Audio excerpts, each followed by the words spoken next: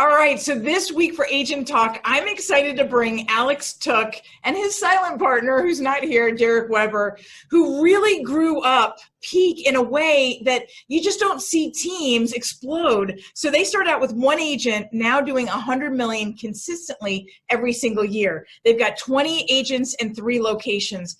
And Alex, what you've built is more than a team. It's a family. You do business differently. You're always thinking of the next thing that you want to get involved in and how to continue not only to stretch yourself, but your whole team. And that's what I want to talk to you about today is, yes, as an agent, as a lender even, individually, we had to overcome how we were adjusting to this new way of doing business. But you had to think like a proud papa, right? You had to think of a team leader as a business owner. How do I bring my whole team with me? And so many of us are faced, whether you have one person that you're on your team or 2 people or 20, you have to think outside of yourself. And you did such a great job of that. And that's kind of what I wanted to highlight this week. So thank you for joining me. No, thank you. And you and I have worked together for many, many years now, and it's a fun time we're in, and we have a lot to look forward to and challenges to overcome, and just really appreciate the opportunity to sit down and chat with you a little bit. Agreed. So I want to start out with, how are you maintaining positivity in all of this? Because it's so easy to get caught up in the spin cycle. So, but not only just you, how are you maintaining that positive culture for your whole team? It almost felt like every single day we were getting, slugged in the face with new news, new rules, new regulations. And, I'm not going to lie. And I think that's the one thing that needs to be talked about more is you have to be transparent with how you're feeling and how everyone's feeling throughout all of this. And, as we were looking at, shutdowns, new rules, we can't do business, we had a rough time. Like a lot of our team had some very dark days, and we really just had to come together as a group, put business aside for a little while. We've been doing daily huddles every day at 11, get everybody together. Usually they turned into something a little bit more of a happy hour, at 11. At 11, right? No judgment, right? No judgment. It's quarantine rules. But it was just making sure that we had consistent FaceTime with our agents, making sure that we were answering questions honestly. One of the biggest things that I think has been kind of a big hurdle for everyone is combating the agents or the other parties in a transaction that don't know what's going on. So we really worked with, leading with education, leading with making sure they have the tools, the knowledge, as fast as it's coming out, just even with me masterminding with other broker owners to make sure that what I'm saying, what they're saying, we're all being consistent. So we really we're good stewards of the industry. It's just been, a constant conversation. That's really where we've come together. We've always focused on really just how everyone's doing, and that's been different every day. And I want to highlight that just for a second. I don't think I want to land here for too long, but the mastermind that you did with other broker owners, I really love that you guys did that. How many people were on that mastermind? I think we probably had anywhere from 8 to I think upwards of 12 managing broker owners on there. We probably oversaw 600 to 800 agents between all of us. And there was no competitiveness. You guys just openly shared what was going on, the experience that you were having, and how you were leading your teams. That piece of transparency is huge, and realizing that everybody is in this together. And we literally just said, how are we all going to accomplish this together to serve our agents? And those masterminds, I hope they continue. I want to be part of them going forward. And they've really been a great opportunity just to hear from someone who manages 200 agents down to 10 agents, just the different perspectives and just what was going on. There was a lot to think about. And the lesson there is you could do that at any level. You could do that at an individual agent level, a team level, finding those people that are stretching beyond their current status and building, and then kind of come together.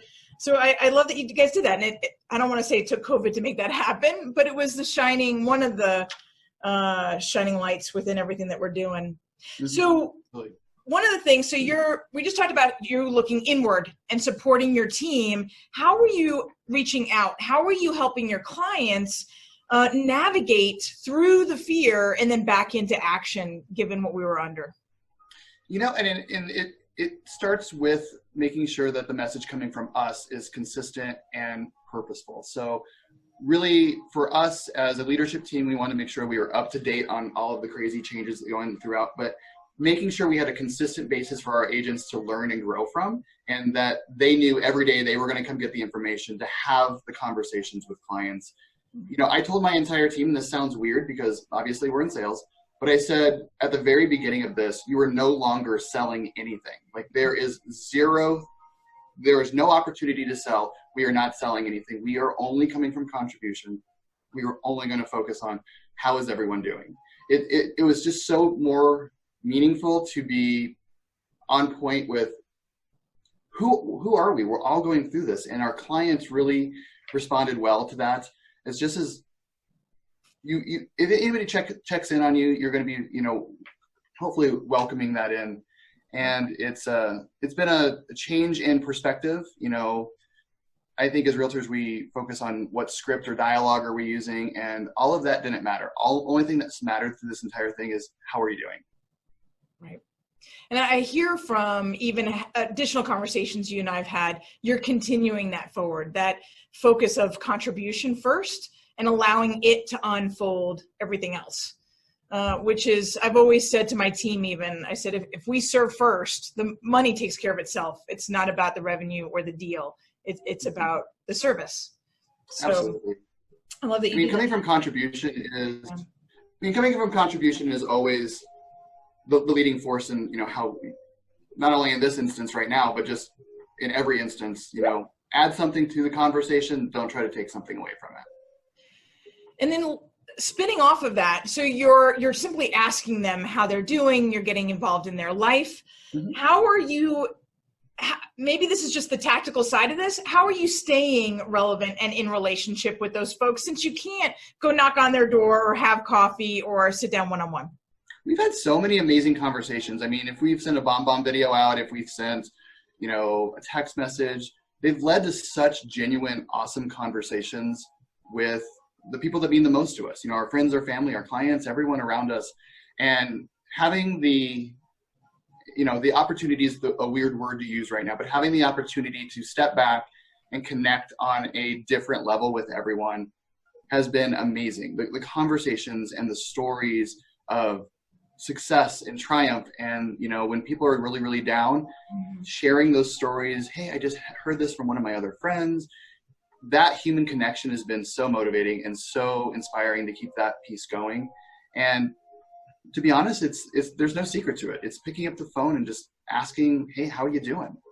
And, that's a human basic principle, not a business principle. Right. Agreed. And then, so you've always been kind of ahead of the pack as far as lead gen, in building business, taking advantage of opportunities when they present in business.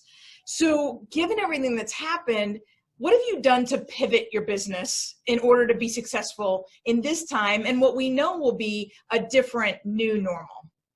Oh my God. That word pivot actually makes me kind of cringe a little bit, because everyone is saying that, from big box brokerages to coaches, everyone's like, all right, it's time to pivot. It's time to take a new direction. And I think one of the biggest things that I've been coaching on and been talking about with a lot of people is, don't throw your 2020 business plan out the window just because the numbers changed, the actions. You just needed to figure out what was the most meaningful. And instead of pivoting to take a new path or try something new that you haven't done or figuring out what's next, we've been talking with our team so much about sticking to who we are and what we do. Right. Our principles of what we were doing before stayed the same throughout the whole thing. It's about connecting on the correct and, responsive level, but also solving problems. If we can't solve it today, we'll solve it later. We're in that as a true partnership. So we didn't pivot, and we've thrown that word out. We've doubled down on who we are. And that's really been a guiding force through this entire thing, to not think about what are we going to do new? What are we going to do different? Stick to you. One of our core values is you do you. And that's been more prevalent now than it ever has been. You do you. You do exactly what we've been trained to do for so many years. Double down on yourself as an agent and really understand that the investment right now isn't trying to figure out where to go and what to do, and the world is crumbling. Because if you were successful before, you're going to be successful in the future if you really focus on yourself. Even if you weren't wildly successful before, you could still double down on, I love that the way you say it, the UBU, it's another way of saying the branding, or what's your niche, or where's your groove, right? Where are your people? There's so many ways to say it, but ultimately it's who speaks to you and who can you turn around and speak into, right? And who can you support and help get financial stability through real estate, because that's where we love to play, right?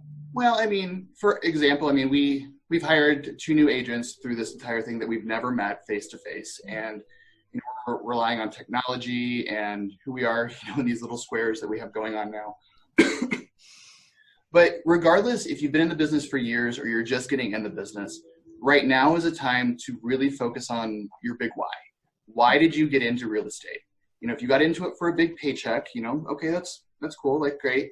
That might be a little challenging right now, but if your big why is because you wanted to help someone, or that you wanted to bring people, you know, into home ownership and, you know, really work with people, now is the time to double down on that and not worry about what CRM you're using, what, you know, new shiny object. Pick up the phone and make human connections, and that is worth more than anything right now. I could not agree more. It is very much gone back to relationship. It's back to the basics, and you can't go give a hug, but it is that caring that speaks volumes more than it ever did before. So Alex, which is the worst thing. Which is what? I'm a hugger. I know you are. Driving me crazy. So true. And you kind of want to, and then it's awkward. Like, even if you're in a room with me and you got to stay the 6 feet apart, you're like, okay.